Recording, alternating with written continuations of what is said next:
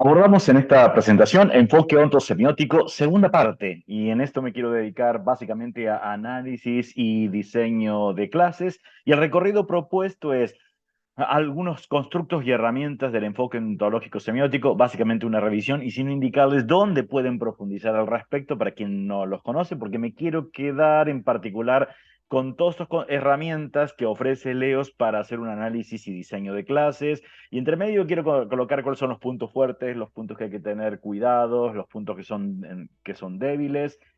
Dedicarme al análisis de una clase de matemáticas, voy a tomar una en particular de escuela primaria, colocarle cuáles son los alertas que uno tiene que tener presente en ese análisis de esa clase. De todos modos, en videos de YouTube que ya he grabado anteriormente, pueden encontrar con más detalles el análisis que les voy a contar. Quiero quedarme ahora con estos constructos y herramientas de Leos y luego algunas consideraciones para el diseño de tareas matemáticas y voy a incorporar, en este caso, inteligencia artificial. ¿Cómo puedo estar trabajando incluso con enfoque ontológico semiótico y al mismo tiempo para el diseño de tareas matemáticas ayudarme de inteligencia artificial? No quiero que esto se convierta en un curso, sino más bien es una un recorrido corto, pero voy a estar indicándole dónde pueden profundizar algunos aspectos si a ustedes les interesa. Entonces, como primer aspecto, si quieren revisar algunos aspectos del enfoque ontológico semiótico, hay un video previo que es la primera parte, fundamentos y ejemplos, cómo nació la teoría y las primeras instancias, hasta llegar a lo que hoy continuaríamos la segunda parte, que es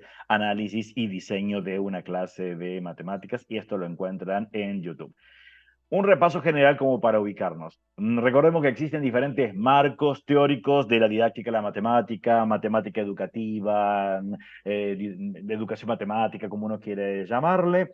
Y este tenemos así, uno diría, un mapa de líneas. Y uso el mapa casualmente porque estos han surgido en diferentes lugares de grupos de investigación en didáctica de la matemática, para educación matemática. El texto que está referenciado lo pueden encontrar de manera gratuita, incluso en la red.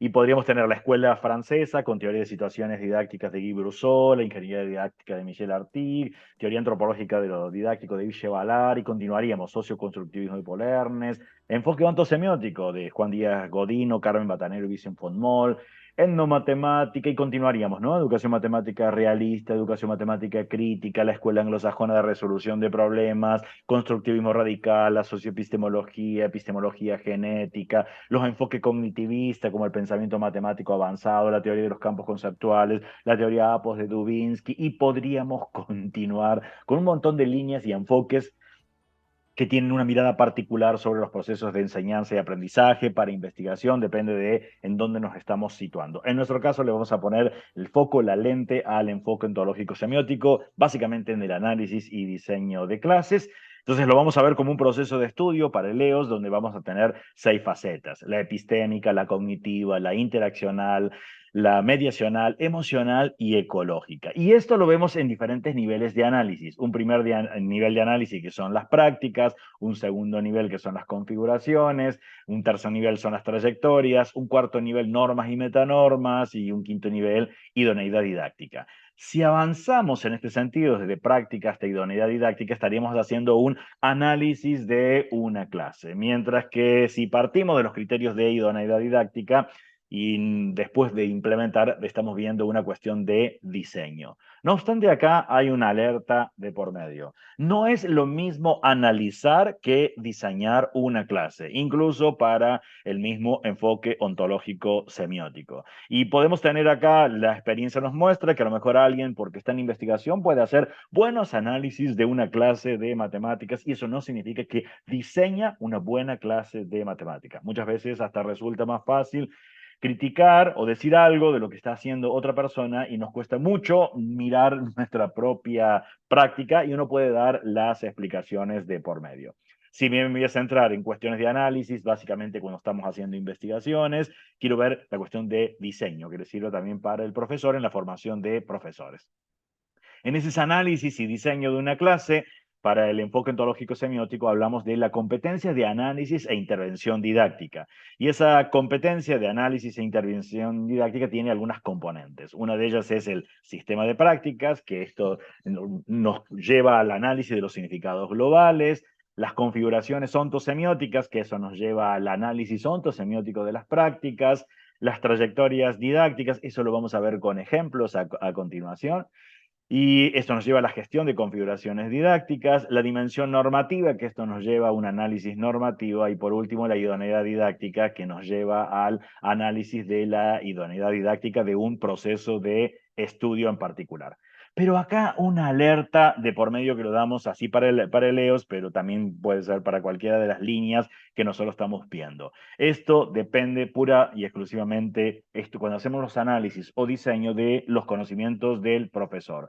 Y cuando hablamos de conocimientos del profesor, podemos hablar, si me pongo lentes desde el enfoque ontológico semiótico, el significado holístico del contenido matemático, o si no el conocimiento didáctico matemático. Veamos algunas de las componentes. En términos de conocimientos didáctico-matemáticos, tendríamos que se entrelaza con ese significado holístico del contenido matemático, tendríamos la dimensión matemática, que es lo que yo sé del contenido, como la dimensión didáctica, que es conocimiento pedagógico del contenido. Pero lo podemos desagregar aún más.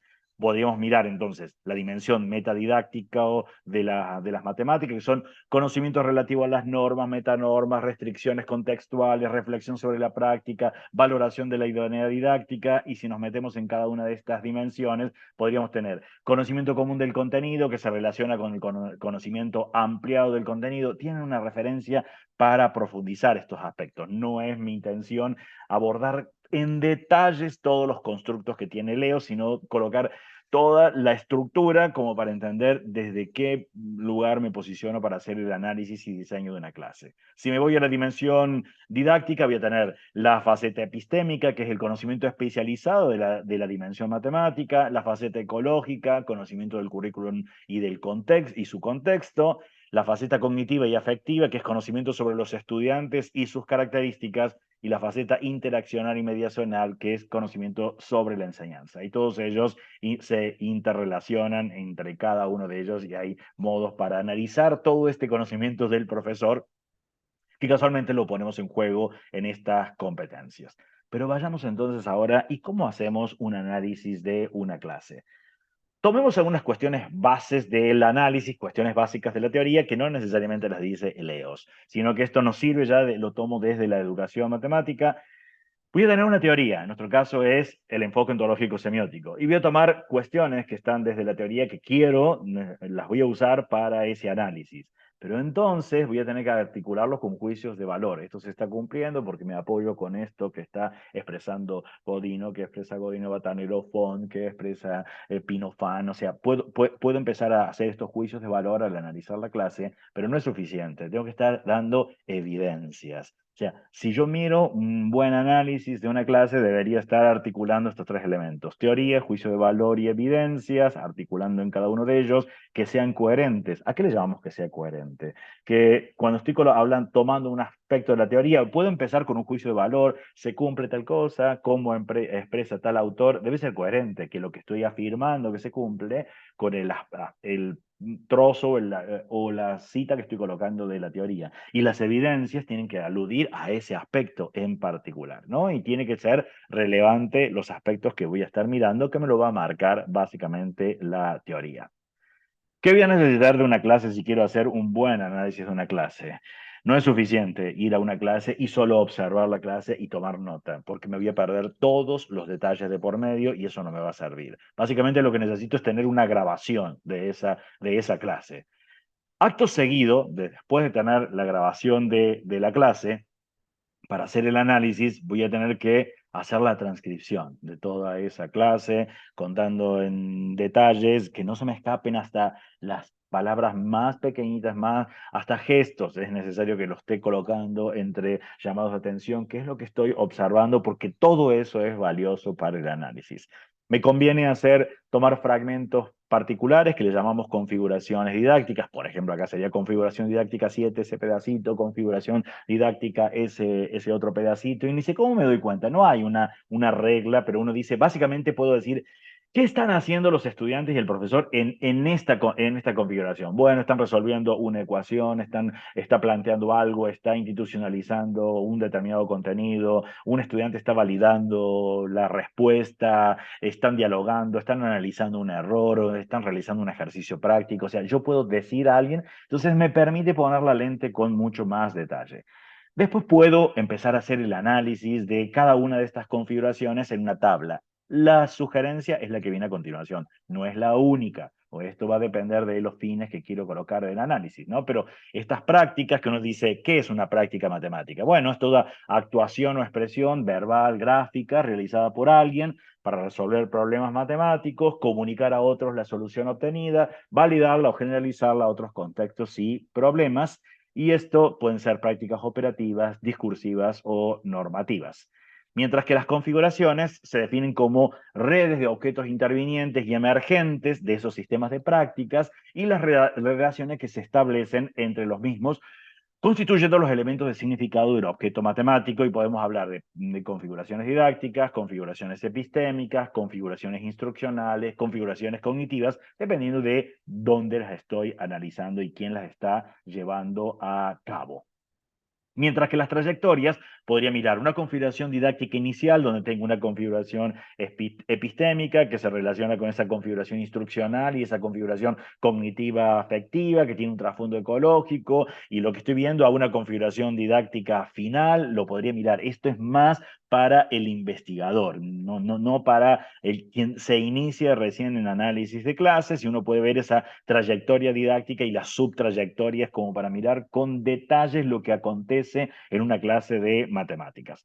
Pero en los criterios de idoneidad didáctica, cuando empezamos a pensar, analizar una clase o diseñar una clase para quien se inicia recién en herramientas del enfoque ontológico semiótico, vamos a tener diferentes criterios de idoneidad y componentes. Vamos a tener un criterio de idoneidad que es epistémico, epistémica, donde uno puede analizar los errores, las ambigüedades, ya vemos ejemplos de ellos, riquezas de proceso, representatividad.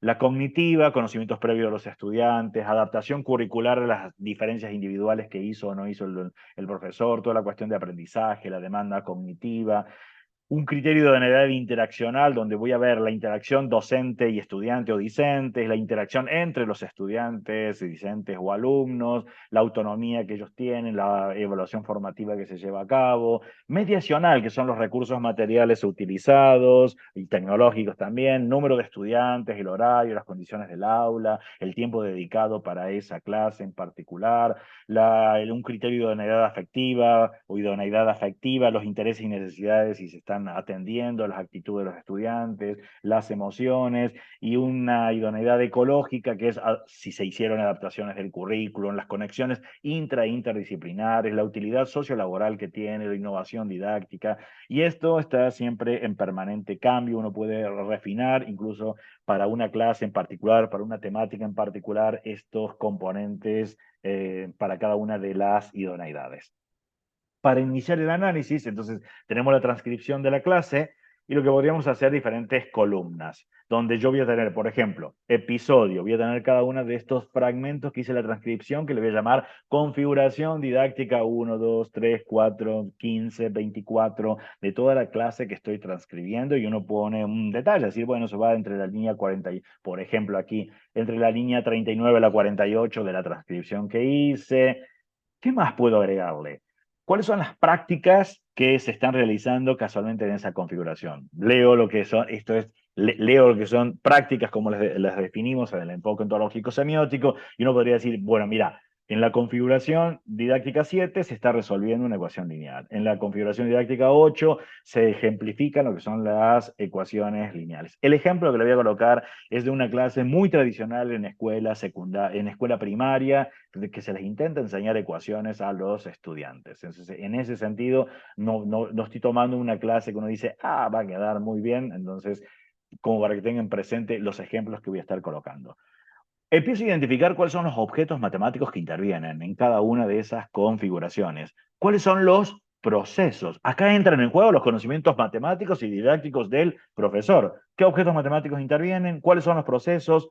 ¿Cuál es la función del docente casualmente en ese trocito, en esa configuración que estoy colocando. ¿Cuál es la función del alumno? ¿Qué hace allí? ¿Cuáles son los patrones interactivos? Y uno puede usar codificaciones. Acá, bueno, hay una incitación, pregunta el alumno A, pregunta el profesor, responde el alumno 2, pregunta el profesor, responde el alumno 3, pregunta el profesor, responde el alumno 2, responde el alumno 3, hay una evaluación o valoración de lo que se está diciendo, porque lo que quiero es mirar en ese análisis para después hacer el informe.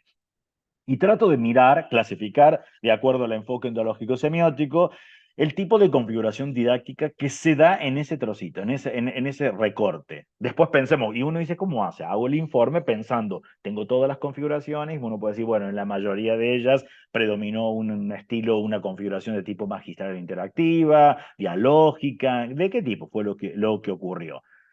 ¿Cuáles fueron los conflictos que se presentaron? Ya entramos en detalles y cuáles fueron las normas y metanormas que aparecieron allí en esa instancia. Ese recorte me permite refinar y ver con muchos más detalles lo que acontece dentro de la clase y no mirar la generalidad que me puedo estar perdiendo cosas valiosas de ellas. Podría agregar más columnas, eso va a depender del interés que tenga cada uno. Entonces ahora vamos con el primer nivel de análisis. Y entonces tenemos que hacer informes, que es la identificación de prácticas. Hay un texto que tenemos con el doctor Vincent von Moll que se hace, está el detalle de esta clase en particular, cómo se analiza el funcionamiento de una clase, que sería una clase no significativa en este sentido, uno diría, es bastante tradicional. Bueno, uno cómo puede decir cosas al respecto. Y tengo que empezar a narrar de esta manera, es decir, durante esta clase la profesora pretende enseñar las técnicas de resolución de ecuaciones por transposición de términos, los alumnos, sobre todo las primeras configuraciones didácticas, realizan la práctica de resolver una ecuación, vamos contando y al mismo tiempo vamos colocando evidencias. ¿Qué son esas evidencias? Extractos de la clase que dan sustento a lo que yo estoy afirmando. He tomado cuestiones que están de la teoría, son juicios de valor y voy a colocar evidencias. Y uno continúa, ¿no? Además, la profesora, además de institucionalizar algunos resultados, hace intervenciones relacionadas con la valoración de las prácticas matemáticas hechas y descarta las que proponen otros alumnos y vamos relatando. No viene el caso de leerlo, hacer el análisis de la clase, porque eso es muy propio de cada clase que analicemos y vamos colocando evidencias. Así es ese primer nivel de análisis. Nos pasamos al segundo. Es de objetos y procesos. Eso significaría que ante los problemas que vamos a estar trabajando, tienen un contexto institucional, se van a realizar prácticas de problematización y aparecen para el enfoque ontológico semiótico, y es compartido, aparecen, bueno, definiciones que me van a dar lugar a conceptos, enunciación que me van a dar lugar a proposiciones, me van a procesos de algoritmización que me dan procedimientos, y puedo ver procesos, argumentos que están detrás del proceso de argumentación, o emerge un lenguaje a través de un proceso de comunicación, pero esto no es lo único. Aparecen las dualidades, en esas dualidades puedo tener un ejemplar o tipo, y entonces tengo procesos de particularización o de generalización. Entre una expresión y un contenido tengo procesos de representación y significación. Entre personal e institucional tengo un proceso de personalización o de un proceso de institucionalización. Entre no ostensivo, no se muestra, ostensivo se muestra, tengo un proceso de idealización o de materialización. Entre unitario y sistémico voy a tener un proceso de reificación o de descomposición. Bueno, tienen un enlace para profundizar al respecto. Y ahora recordemos lo que decía inicialmente, son necesarios los conocimientos matemáticos y didácticos del profesor cuando uno quiere hacer un buen análisis y obviamente un buen diseño de una clase. Entonces, uno puede comenzar con esa configuración de objeto y decir, bueno, los problemas que presenta la profesora para iniciar el tema son descontextualizados y tendríamos que dar las evidencias en ese informe. Cuando los alumnos manifiestan dudas, los argumentos que esgrime la docente con la intención de conseguir la comprensión de los conceptos y propiedades, y vamos narrando, y vamos colocando, y vamos intercalando juicios de valor que están vinculados con la teoría y al mismo tiempo vamos dando evidencias. Insisto, el análisis completo lo tienen en la referencia que estamos dejando. Acá es quedarnos con la idea más que el curso o taller de cómo hacer paso a paso para un caso en particular. podríamos irnos a configuración de procesos y empezar a decir, bueno, hay procesos de generalización y uno colocaría cuál es la evidencia, casualmente de la línea 1 a la 19, proceso de enunciación de una proposición, proceso de argumentación, proceso de representación y materialización, y uno va colocando, yo estoy colocando ahí en qué línea, pero en el texto, en el análisis, uno debería colocar la evidencia de lo que estamos diciendo. Tendríamos que armar una configuración epistémica. Si vemos, acá hay algunos detalles que vamos a ir agregando. Desde el enfoque ontológico semiótico sabemos que tenemos una situación problema que va a motivar que aparezca un conjunto de reglas. En ese conjunto de reglas voy a tener conceptos, proposiciones o propiedades, procedimientos, técnicas o algoritmos que casualmente regulan el uso de ese lenguaje, que ese lenguaje expresa y soporta el conjunto de reglas. Y ese lenguaje podría ser, bueno, puedo mirar desde el lenguaje verbal, desde el lenguaje simbólico, desde el lenguaje gráfico, y voy a usar argumentos que casualmente esos argumentos se apoyan en el conjunto de reglas, conceptos, proposiciones y procedimientos que vienen, casualmente ese conjunto de reglas intervienen y condicionan estos argumentos como podrían ser una expresión de este tipo, ¿no? Cuando uno está diciendo la respuesta a la consigna, el problema, el ejercicio que estamos dando, y esto viene a resolver la situación problemática. Veamos un ejemplo, lo tomo de una tesis de doctorado de Fabián Espinosa, donde voy a tener un problema intramatemático. Situación-problema, me dice una situación extramatemática que implica hallar el máximo común divisor entre dos números naturales, y casualmente voy a tener ahora cuáles son todos los conceptos que están detrás de esa resolución, cuáles son todas las proposiciones o propiedades, cuáles son todos los procedimientos que están de fondo, y puedo ver lenguaje, qué usé del lenguaje simbólico, qué usé del lenguaje verbal, qué usé del lenguaje gráfico, y los argumentos, qué tipos de argumentos estoy dando para la resolución de una actividad sencilla, como calcular el máximo común divisor entre dos números naturales. Pero podríamos tener algo en un contexto extra matemático y entonces se nos cambia la configuración. Por ejemplo, entonces serían estudiantes de primer año de la carrera de contador público, se encuentran transitando la primera unidad didáctica de análisis matemático en una variable, específicamente en la temática de ajustes funcionales utilizando software de planilla de cálculo como GeoGebra, están adquiriendo habilidades para fundamentar y justificar modelos de funciones económicas basadas en conjuntos de datos como la demanda, oferta, costo promedio y utilidades. Me planteo un objetivo o objetivos que sean cognitivamente exigentes. Por ejemplo, construir y validar modelos funcionales que describan la relación entre el precio del producto y la demanda, permitiendo anticipar su comportamiento, interpretar y fundamentar la sensibilidad del modelo funcional construido en términos matemáticos y económicos. Y una consigna que podría ser esta. No viene el caso de leer, pero básicamente lo que me están dando es datos, me dicen para un determinado precio de un producto se va a aumentar un 6%, ese precio. Al mismo tiempo, los estudios muestran que para un precio de $15 la demanda del producto es de 200 toneladas, para un precio de $22 la tonelada se van a demandar 88 toneladas. Me dice, analiza y fundamenta el comportamiento que tendrá la demanda en este incremento que se realizará en el precio, como así también realiza una interpretación económica de los resultados obtenidos. Un detalle importante, no podríamos decir, es lineal porque me dieron dos datos. No necesariamente, acá tengo que hacer supuestos. Es cierto, tengo poca cantidad de datos, pero por 2 puntos no necesariamente pasa una función lineal. Puede pasar en una función exponencial, entonces una función potencial. Tengo que argumentar cuál sería el modelo más adecuado. Lo aclaro porque si no uno termina pensando problemas estandarizados. Tiene una intencionalidad el problema, que no tiene respuesta única y va a depender de los fundamentos económicos y matemáticos. Pero entonces eso implica que se está trabajando de una manera diferente dentro de la clase de matemática. Así que si damos una vuelta de hoja y miramos la configuración epistémica que estaría epistémica es esa resolución experta que hacemos nosotros como profesores, porque si la hace un estudiante diríamos cuál es la configuración cognitiva que llevó a cabo el estudiante en la resolución. La comparación entre la configuración epistémica que hicimos nosotros con la que hace el estudiante me puede advertir en qué aspecto está bien o no necesita mejorar el estudiante. Y entonces tendríamos una situación problema que implica analizar la sensibilidad de la demanda ante un aumento que tuvieron los precios, pero en el conjunto de reglas no solamente van a aparecer conceptos matemáticos.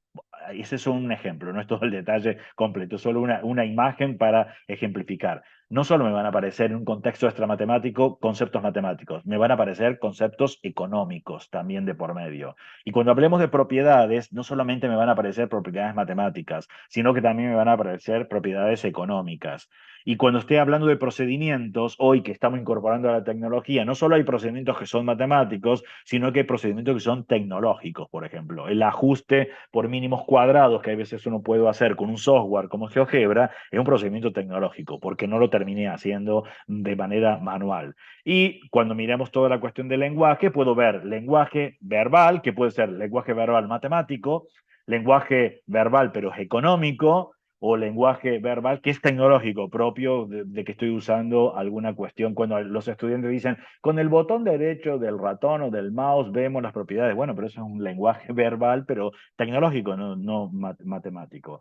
Y simbólico podríamos ver lo mismo, desde un lenguaje simbólico que es matemático, económico porque usamos letras de la teoría económica en particular, o tecnológico cuando explicamos determinados comandos de un software. Y en términos de gráficos, tendríamos matemático tecnológico, porque lo estamos haciendo a través de un software, o estrictamente económico, cuando hacemos ya recortes de las funciones, con letras de la teoría económica. Y esto vamos a tener argumentos, que esos argumentos pueden estar entremezclados con aspectos matemáticos, económicos y tecnológicos. Así que si queremos hacer una generalización, y esto me es importante para mí porque si yo veo los problemas intramatemáticos en el conjunto de problemas, voy a pensar que el conjunto de problemas es esta imagen metafóricamente, y miro los diseños curriculares, me proponen que trabaje con problemas más extramatemáticos que intramatemáticos. Así que si lo miro, la mayoría son como los paraguas de color negro que estamos teniendo y algunos son intramatemáticos porque debo pensar, si formo a alguien en una carrera en particular, deben ser problemas de esa carrera, si estoy formando en la escuela primaria o secundaria es para que me ayude para la vida diaria, entonces son en contextos extramatemáticos. Así que si lo generalizamos, vamos a tener una situación problemática extramatemático con conceptos matemáticos o extramatemáticos, propiedades matemáticas o extramatemáticas, procedimientos matemáticos o tecnológicos, y casualmente en los lenguajes voy a tener lenguaje verbal, matemático, extramatemático, tecnológico, el simbólico también, matemático, extramatemático y tecnológico, y el gráfico voy a ver matemático tecnológico, matemático si lo hice realmente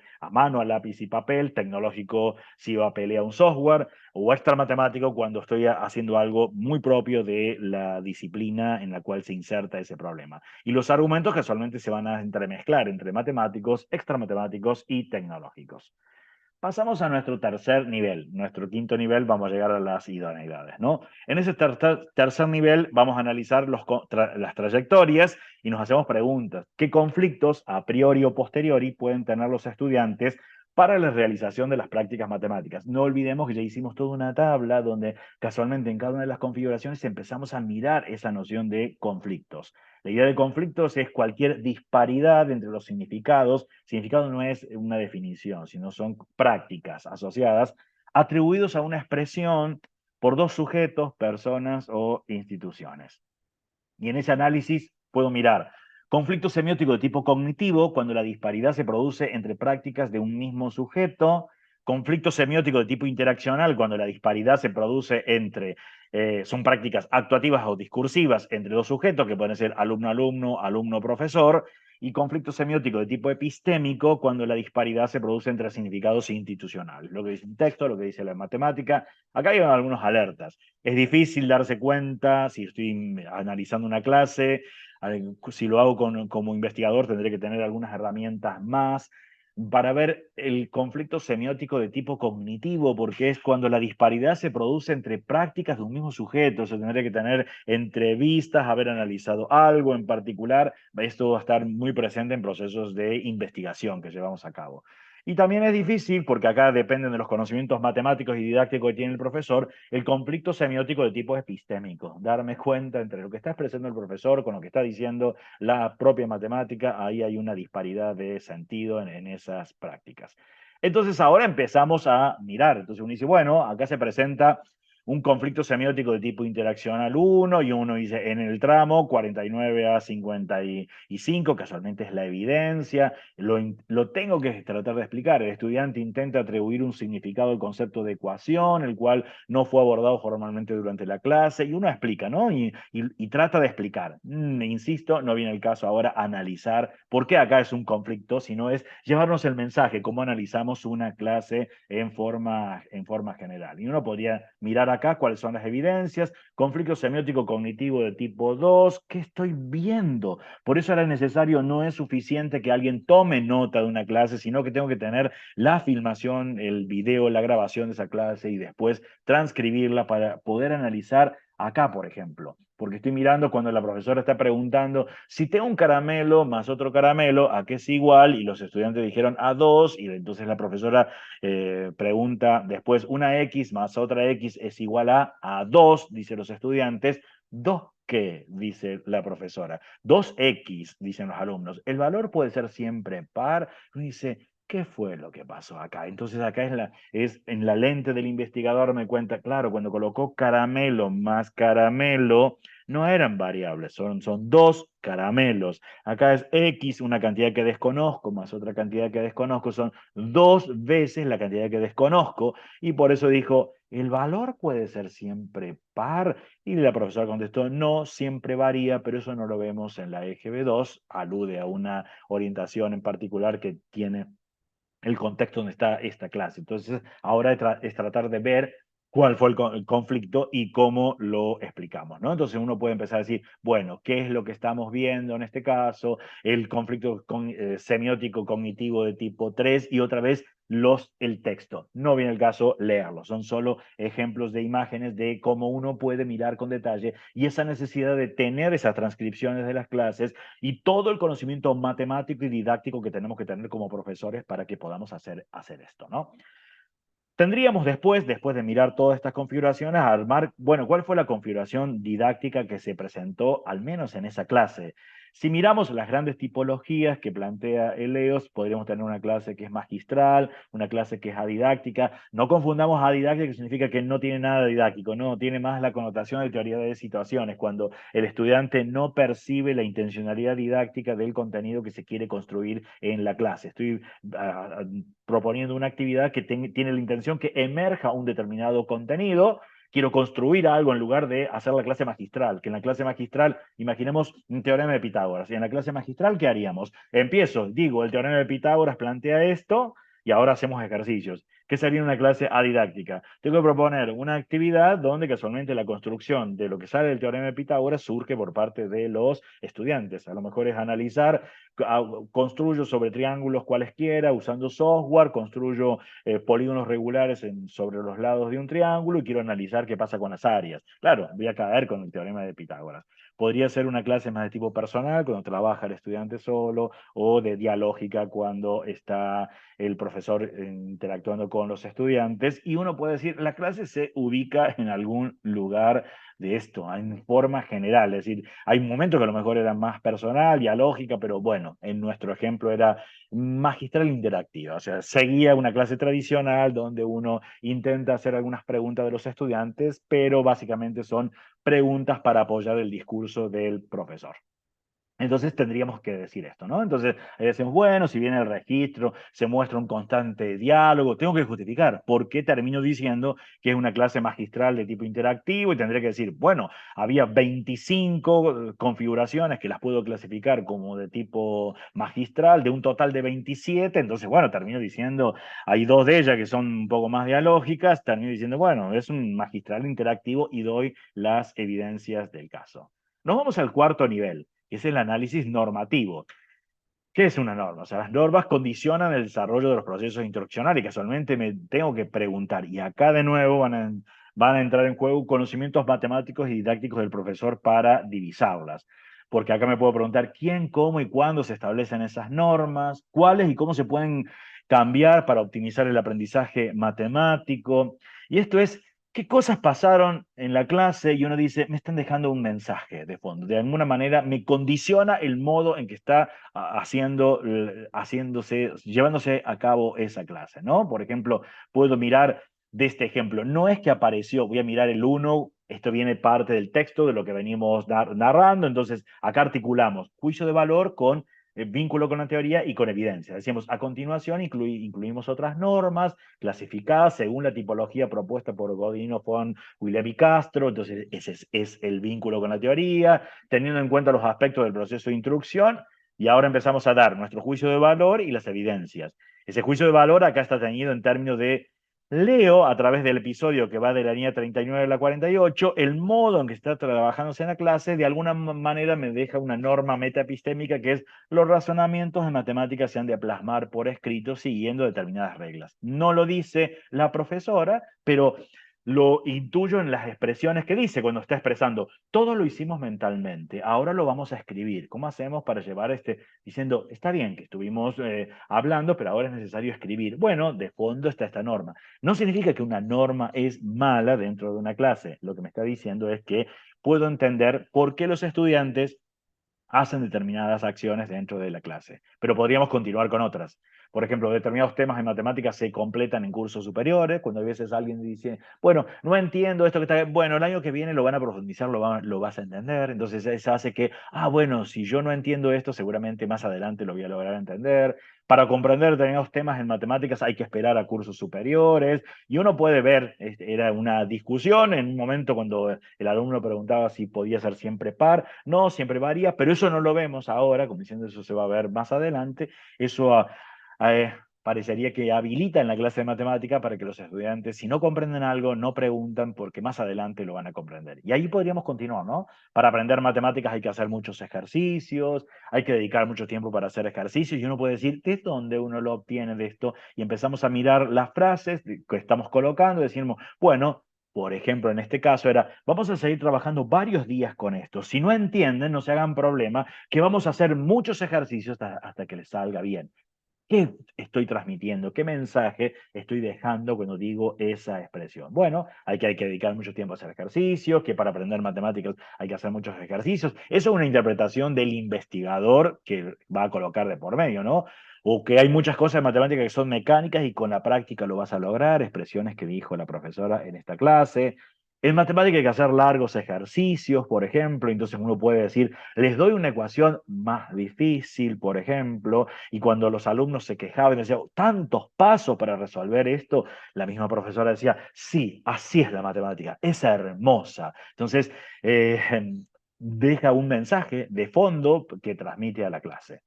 Nos vamos a nuestro último nivel, las idoneidades, que vamos a mirar idoneidad epistémica, cognitiva, interaccional, mediacional, emocional y ecológica. Y empezamos a poner los focos en cada una de ellas. Si miro idoneidad epistémica, casualmente voy a tener componentes e indicadores que se pueden readaptar para el contexto, para el nivel que tengo. Y van a ver que hay hay investigaciones reportadas desde el enfoque ontológico semiótico, y esto está en constante cambio y uno puede refinar esos indicadores. Por ejemplo, uno podría mirar los errores en esta idoneidad epistémica. No se observan prácticas que se consideren incorrectas desde el punto de vista matemático.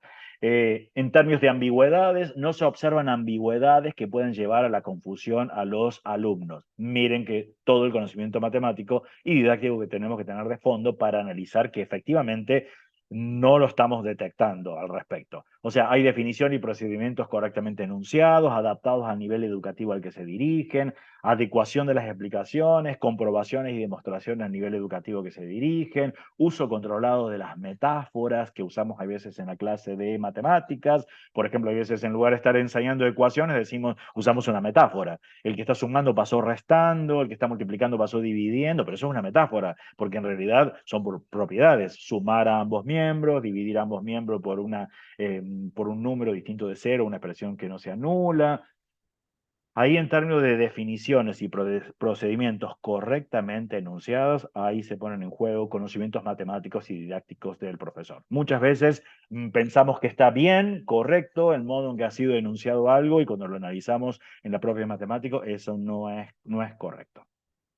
Riqueza de procesos. La secuencia de tareas contempla la realización de procesos relevantes para la actividad de matemática. Modelización, argumentación, resolución de problemas. Acá hay mucho de por medio. Hay procesos básicos a procesos complejos. Y entre esos procesos básicos, como la mecanización, por ejemplo, que es realización repetida de un ejercicio que muchas veces predomina dentro de las clases, pero está definición, enunciación, algoritmización, argumentación, comunicación, o las dualidades, representación, significación, personalización, institucionalización, idealización, materialización, descomposición, reificación, particularización, generalización, o demostración, argumentación, justificación, reducción al absurdo, inducción completa, razonamiento por elemento genérico, y continuamos, modelización, metacognición, etcétera, y continúa. Bueno, si miramos un detalle, si quieren ver cuestiones de modelización, que muchas veces se interpreta mal, los invito a ver un video que tengo al respecto, que es modelización matemática en contextos extra matemáticos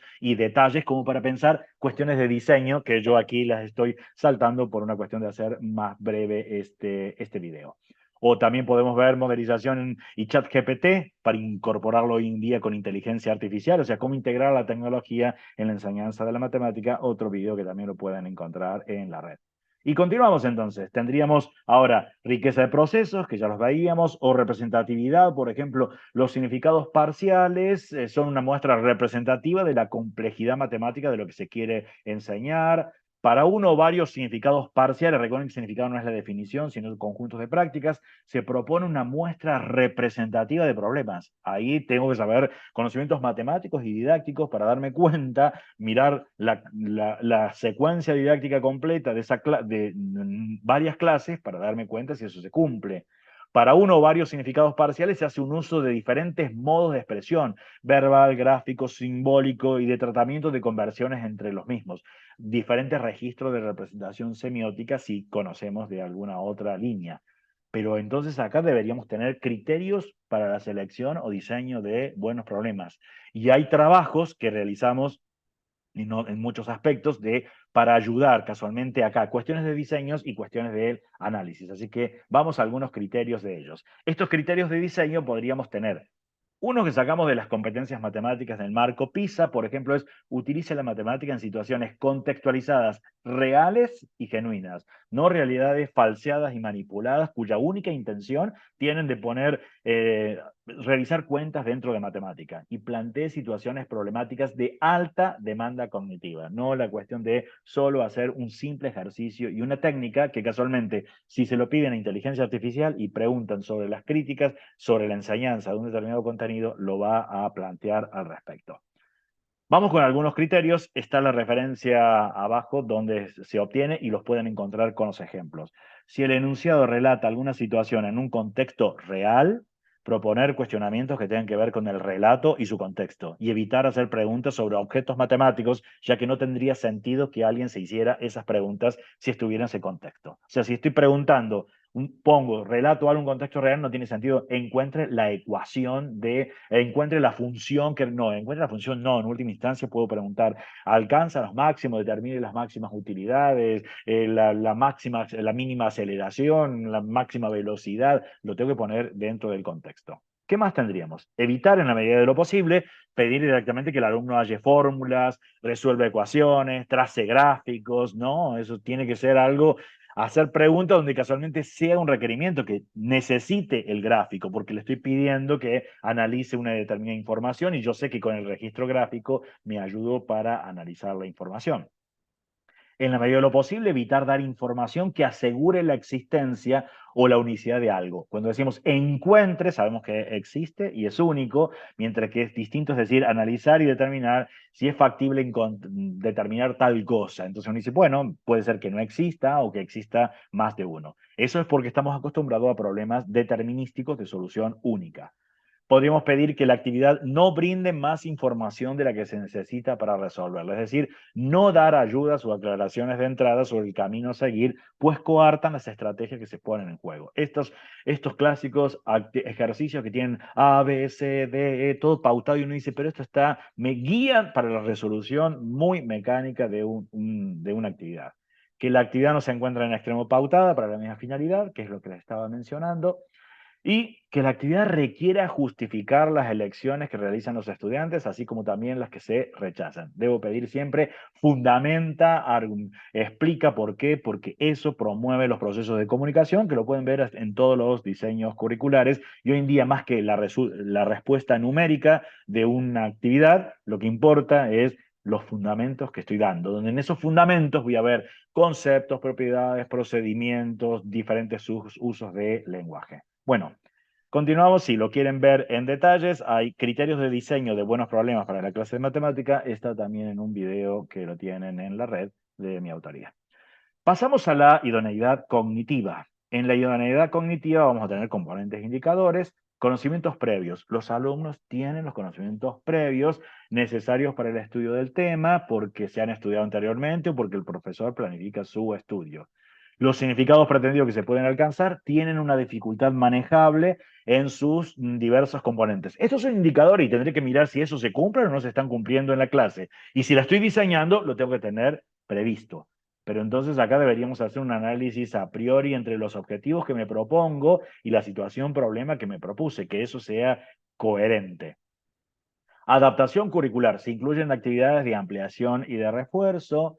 Puedo ver en términos de componente aprendizaje, los diversos modos de evaluación muestran la apropiación de los conocimientos, competencias pretendidas e implementadas. Necesito conocer ahí de didáctica de la matemática para darme cuenta que las evaluaciones no sean solo las rutinarias y clásicas que nosotros tomamos. Demanda cognitiva. Se activan procesos cognitivos relevantes, generalización, conexiones intramatemáticas, cambios de representación, conjeturas. Se promueven procesos metacognitivos. Pero entonces, ¿cómo lo llevo a cabo en eso? Bueno, tendré que tener criterios para gestionar una clase. Pongo algunos ejemplos de qué serían esos criterios, porque acá significa que son conocimientos matemáticos y didácticos que los tenemos que poner en juego cuando analizamos o diseñamos la clase. Para una gestión de una clase deberíamos tener algunos criterios rectores. Esta es la referencia debajo, un libro que lo encuentran de manera gratuita en la red. Tratar de que nuestros alumnos se den cuenta por sí solos de cómo es la respuesta sobre lo que nos están preguntando. Eso para una gestión de la clase. Esto es, pensar qué preguntarle al alumno para que él se dé cuenta de la respuesta y tratar de entender qué pensó el alumno antes de realizar una intervención. Esto es básicamente comportarnos como un psicólogo matemático, porque no quiero decir es incorrecto, no es correcto, sino es que el alumno realice prácticas metacognitivas, pero entonces la gestión de la clase es crucial. Podemos algunos detalles como para ayudar. Evitar que nuestra respuesta le dé al estudiante más información que su pregunta contiene. Intervenir siempre desde la lógica que siguió el estudiante, pero para eso tengo que haber pensado qué podría haber hecho el estudiante para resolver esta actividad. Una única intervención no siempre resuelve la duda del estudiante, así que puedo dejarlo con algo que siga pensando él, porque si no, lo resuelvo yo a la actividad. Si el alumno no logra avanzar con nuestras intervenciones, podemos pensar hacia dónde queremos llevar su razonamiento del alumno, cuál será nuestra estrategia y a partir de allí poder intervenir. Van a tener ejemplos en la referencia bibliográfica que les dejo. Estimular en el estudiante el desarrollo de estrategias de autocontrol.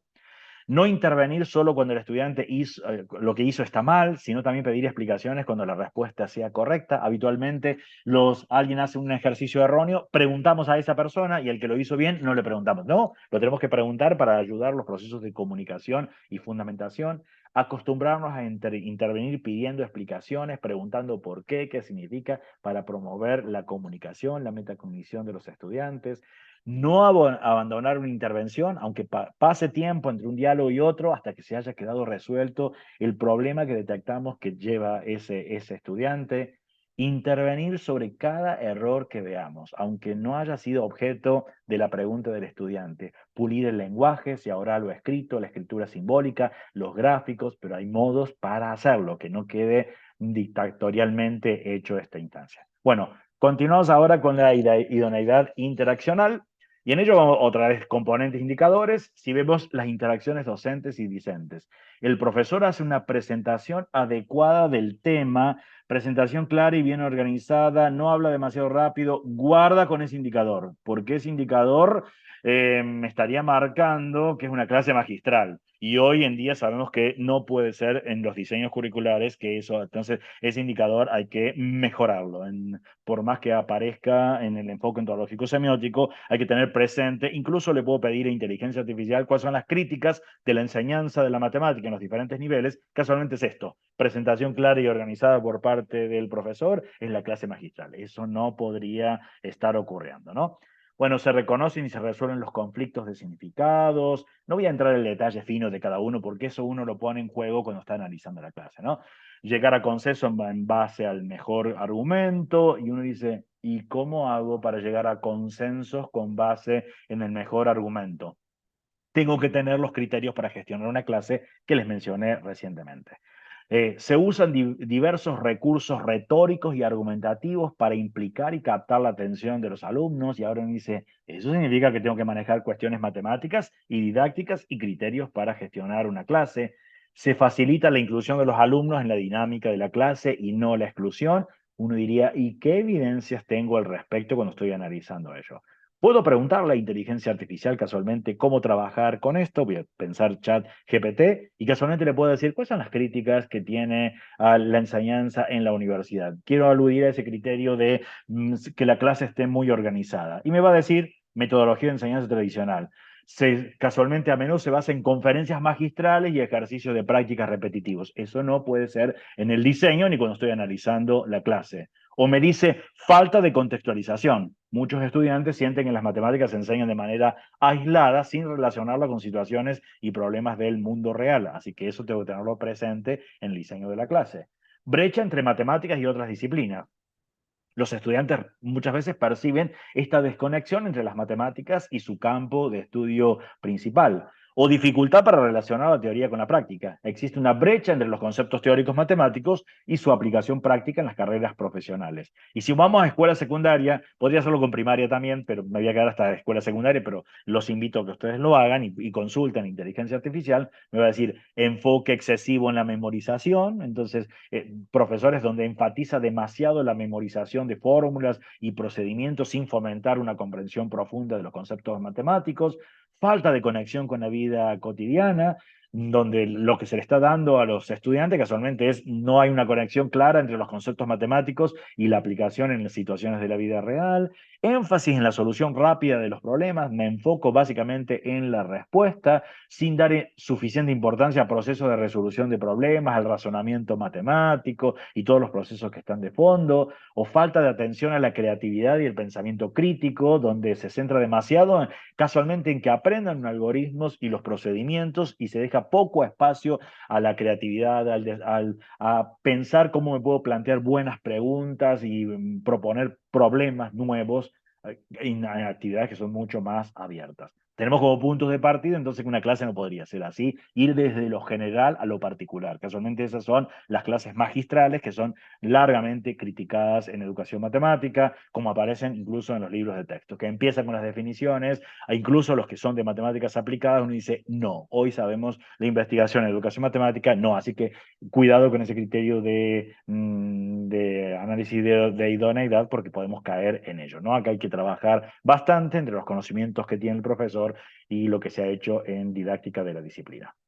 Bueno, continuamos en idoneidad interaccional. Entonces, se favorece el diálogo y la comunicación entre los estudiantes, se favorece la inclusión en el grupo, autonomía. Se contemplan momentos en los que los estudiantes asumen la responsabilidad del estudio, exploración, formulación, validación. Hay una observación sistemática del progreso cognitivo de los alumnos. Es complejo, ¿vieron? Analizar toda una clase o incluso pensar una buena clase de matemática. Pasamos a otra idoneidad, que es mediacional. Y tenemos de nuevo componentes como recursos materiales, uso de materiales manipulativos e informáticos, pero acá voy a tener que tener criterios para la inclusión de recursos. Definición y propiedades son contextualizadas y motivadas usando situaciones y modelos concretos y visualizaciones. Puedo mirar ahora el número y distribución de los alumnos, permite llevar a cabo una enseñanza pretendida. No tengo una cantidad enorme de estudiantes para un solo profesor, el horario del curso es apropiado, no lo impartí últimas horas de la noche que tengo personas que están cansadas para desarrollar un tema nuevo, el aula, la distribución, la luz, o sea, tengo que tener otros aspectos para valorar la clase.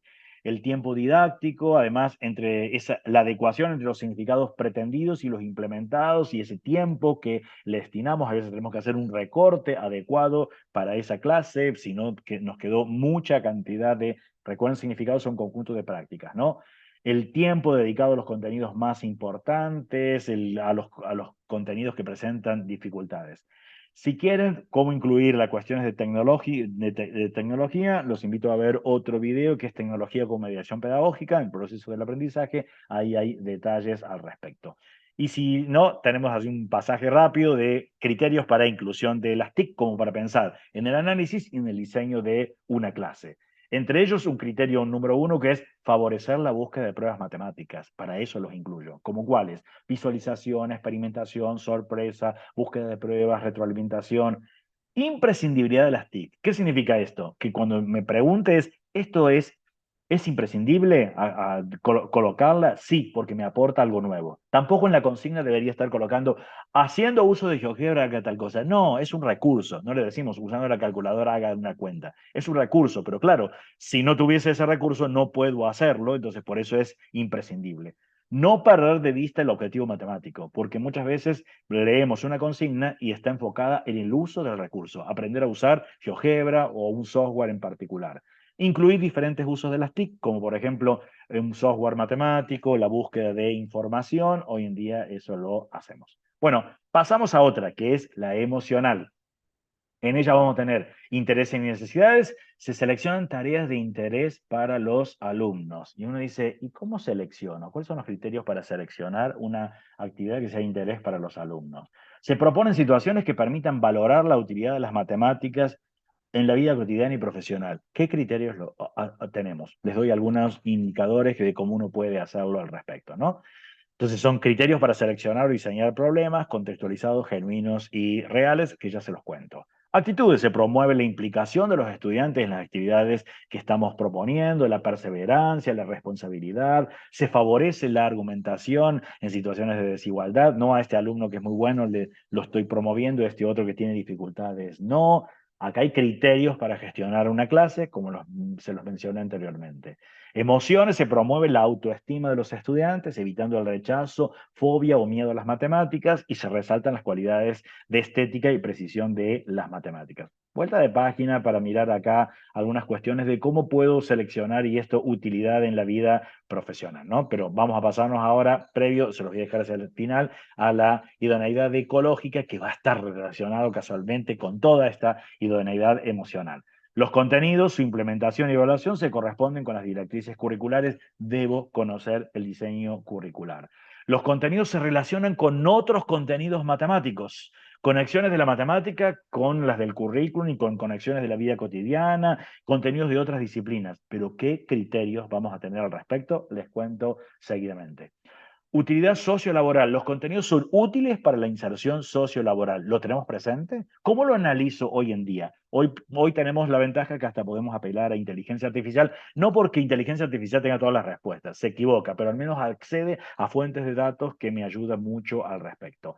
Me debería preguntar por qué es necesario y se lo debo enseñar a este contenido, qué problemas resuelve, qué contextos son más significativos para estos estudiantes.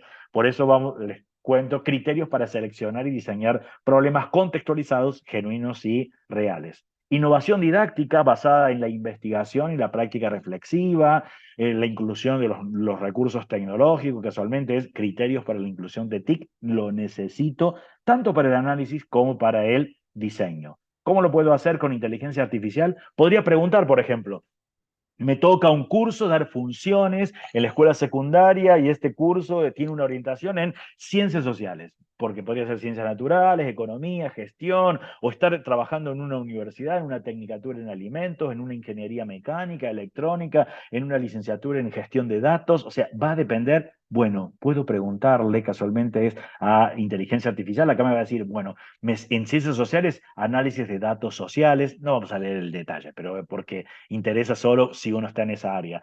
Modelado de comportamientos sociales, me dice dónde las puedo usar. Eso me habilita, me ayuda a diseñar problemas que casualmente en esa área, y puedo preguntar, ¿cómo cuáles serían problemas con estas características? Economía y finanzas para ciencias sociales, geografía y desplazamientos, estudios de opiniones y encuestas, se usa usan las funciones, la planificación urbana y espacial, psicología y comportamiento humano, historia y evolución, y continúa, ¿no? Es más, inteligencia artificial me suele colocar estas cuestiones. Al presentar aplicaciones de funciones en estos contextos, se puede demostrar a los estudiantes cómo las matemáticas pueden ayudar a entender y abordar cuestiones relevantes en ciencias sociales, fomentando su interés y comprensión en los conceptos matemáticos. Y bueno, me pregunto si puedo, qué más necesita para ayudar.